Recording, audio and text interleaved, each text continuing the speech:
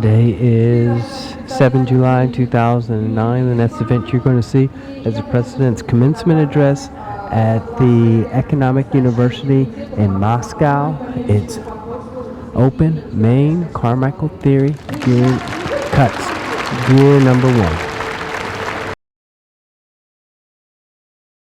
1. 2009, 44th President of the United States of America, Mr. Barack Obama, and the First Lady of the United States, Michelle Obama.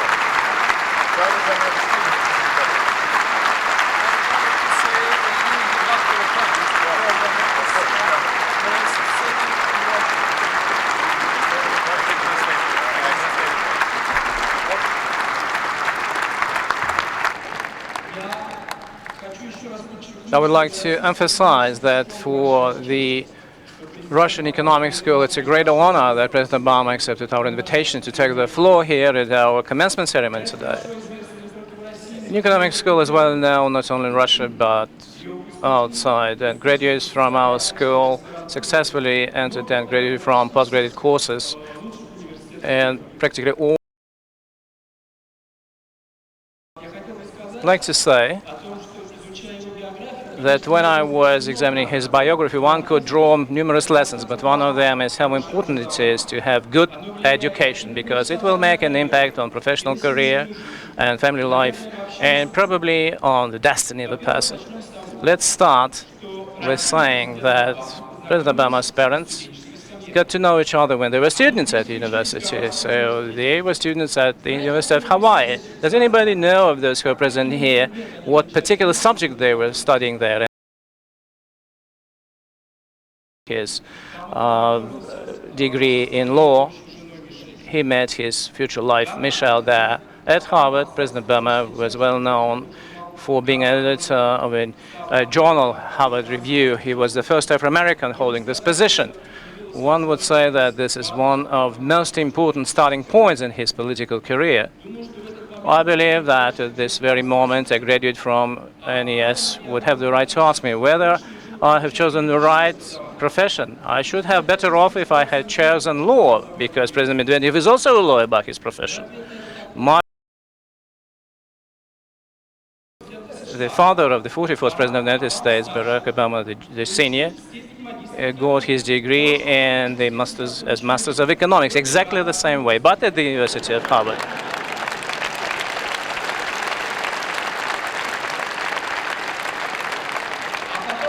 And after that, he got back to Kenya, and he was working at the Ministry of Finance over there. Dear graduates, the diploma of an economist would give you grounds to rely not only on your own success, but on the success of your future children. That is the lesson which could be drawn from the biography. To the best students, the economic career 2009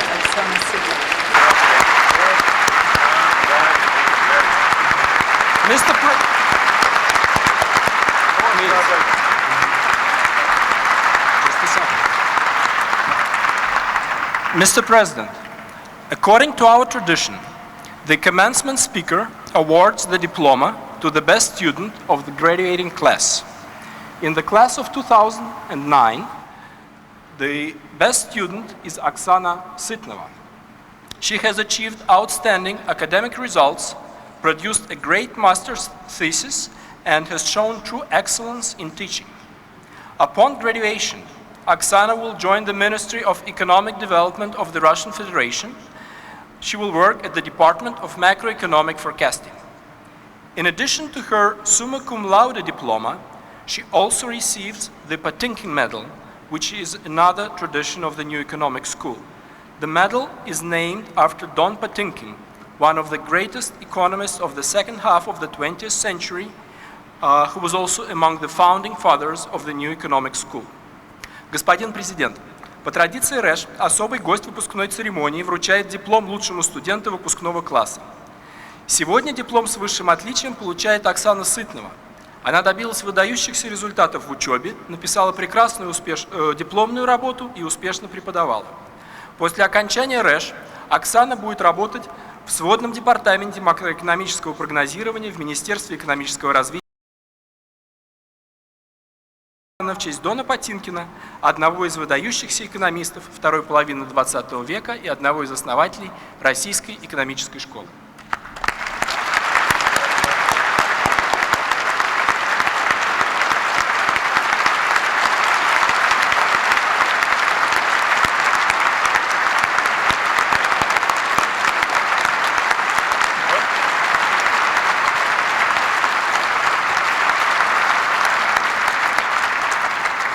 Mr. President, I present to you the graduating class of the new economic school 2009. Господин президент, я рад представить вам выпускников Российской экономической школы 2009 года. Thank you. Thank you very much. Thank you so much. Well, congratulations, Oksana. And to the entire class of 2009, congratulations to you. President of the Alumni Association and is doing an excellent job for President Medvedev because he was in our meeting yesterday.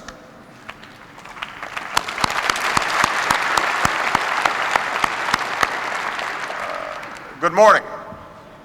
It is a great honor for me to join you at the new economic school.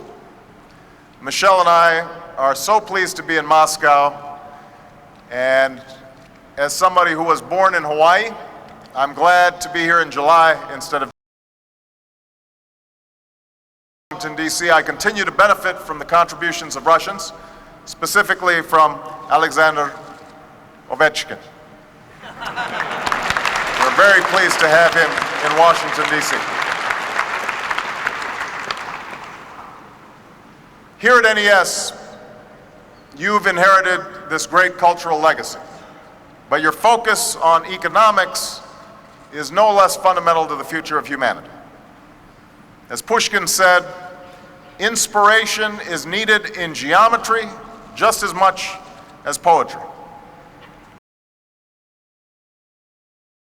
Medvedev and myself, you're not old enough to have witnessed the darkest hours of the Cold War, when hydrogen bombs were tested in the atmosphere and children drilled in fallout shelters, and we reached the brink of nuclear catastrophe. But you are the last generation born when the world was divided. At that time, the American and Soviet armies were still massed in Europe, trained and ready to fight. Now make no mistake, this change did not come from any one nation.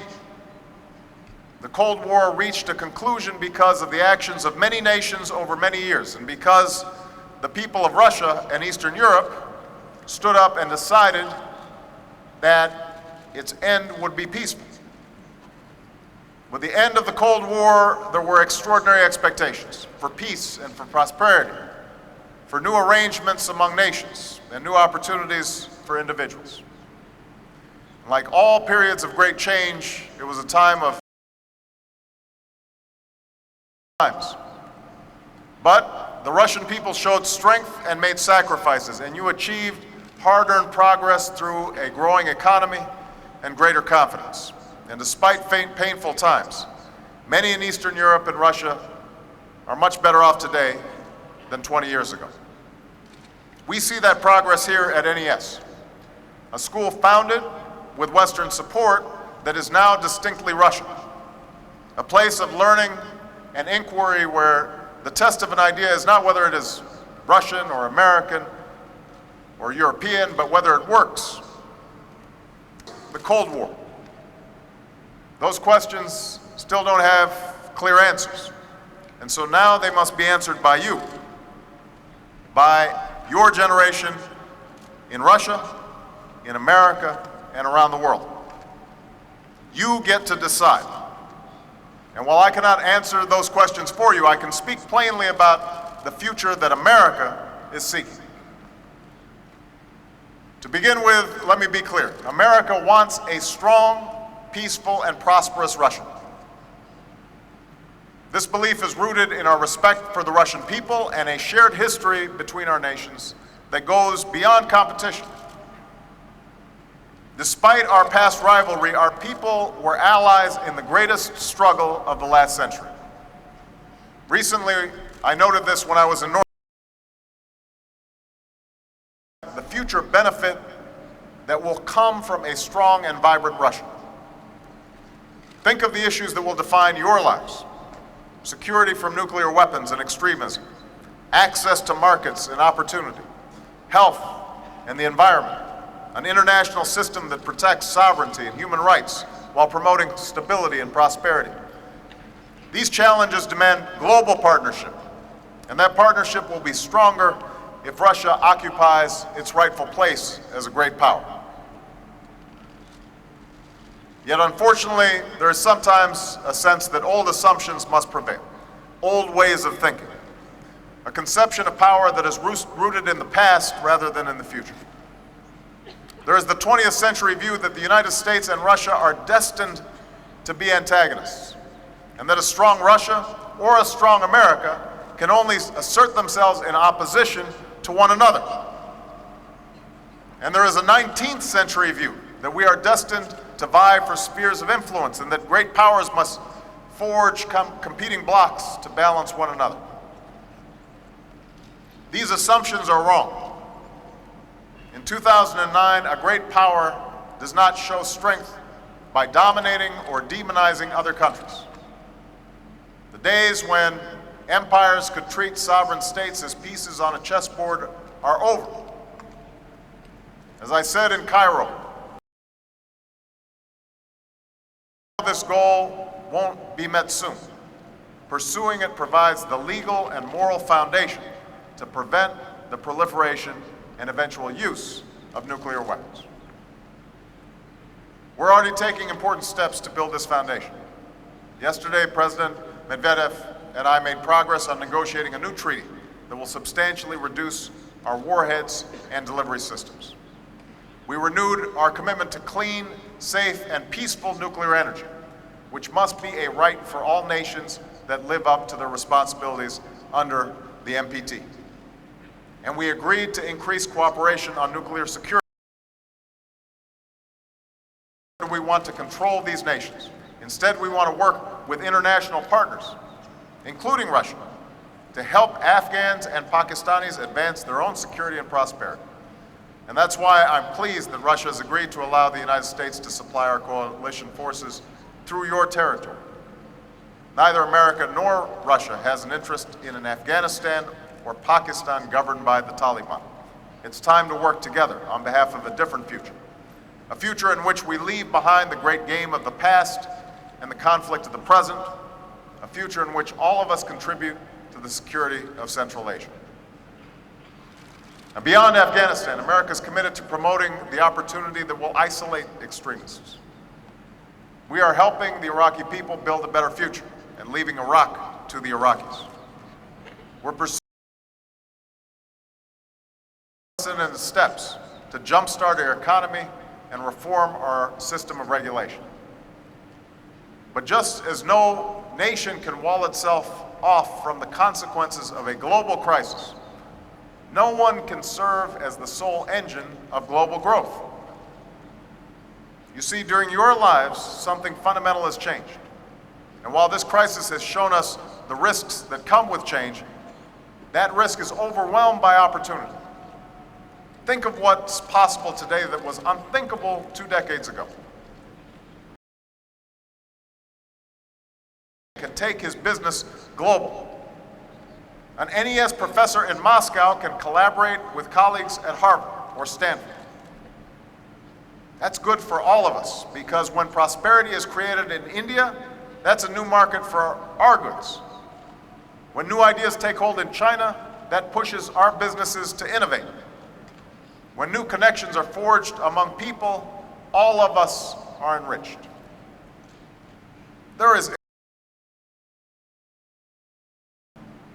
People everywhere should have the right to do business or get an education without paying a bribe.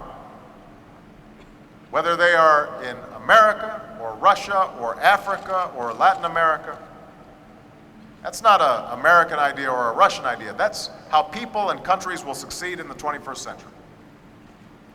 And this brings me to the fourth issue that I will discuss: America's interest in democratic governments that protect the rights of their people. By no means is America perfect. Competitive elections allow us to change course and hold our leaders accountable. If our democracy did not advance those rights, then I, as a person of African ancestry, wouldn't be able to address you as an American citizen, much less as a president. Because at the time of our founding, I had no rights, people who looked like me. But it is because of that process that I can now stand before you as President of the United States. So around the world, America supports these values because they are moral, but also because they work. Dependable trading partners. And in our own history, democracies have been America's most enduring allies, including those we once waged war with in Europe and Asia, nations that today live with great security and prosperity. Now let me be clear, America cannot and should not seek to impose any system of government on any other country, nor would we presume to choose which party or individual should run a country. And we haven't always done what we should have on that front. Even as we meet here today, America supports now the restoration of the democratically elected president of Honduras, even though he has strongly opposed American policies. We do so not because we agree with him. We do so because we respect the universal principle that people should choose their own leaders, whether they are leaders we agree with or not. And that leads me to one final area that I will discuss, which is America's interest in an international system. That is something that America now understands, just as Russia understands. That's why America seeks an international system that lets nations pursue their interests peacefully, especially when those interests diverge. A system where the universal rights of human beings are respected and violations of those rights are opposed. A system where we hold ourselves to the same standards that we apply to other nations with clear rights and responsibilities for all. There was a time when Roosevelt, Churchill, and Stalin could shape the world in one meeting. Those days are over. The world is more complex today. We're in a new era in which nations live in peace and people realize their aspirations for dignity, security, and a better life for their children. That is America's interests, and I believe it is Russia's interests as well. I know this future can seem distant. Change is hard. In the words of that NES student back in 1993, the real world is not so rational as on paper. As you move this story forward, look to the future that can be built if we refuse to be burdened by the old obstacles and old suspicions. Look to the future that can be built if we partner on behalf of the aspirations we hold in common. Together we can build a world where people are protected, prosperity is enlarged, and our power truly serves progress. And it is all in your hands. Good luck to all of you. Thank you very much. Thank you.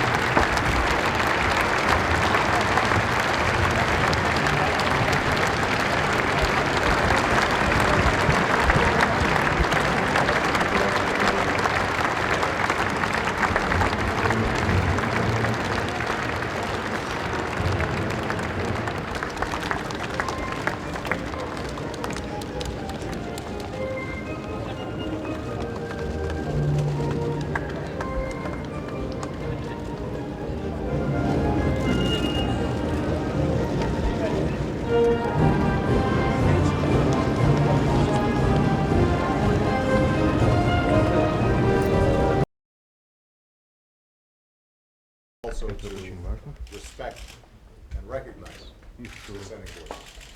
This is one of the elements, along with an independent media and an adherence to the rule of law, that has helped to solidify our own government during some very difficult times.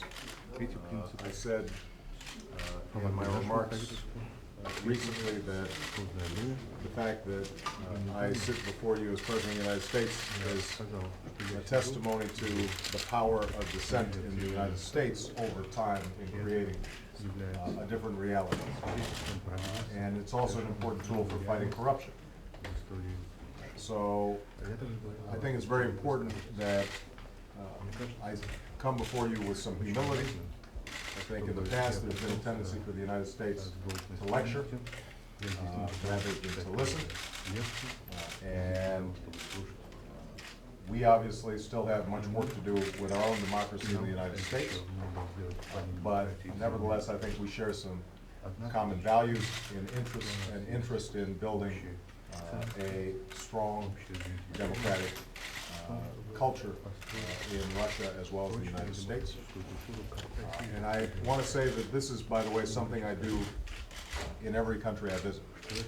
So whether I visit, travel to Turkey, or I travel to England, wherever I go, I think it's always important to me to recognize that the particular head of state that I'm meeting with is the head of the government, but that the society itself represents a larger spectrum of views. So,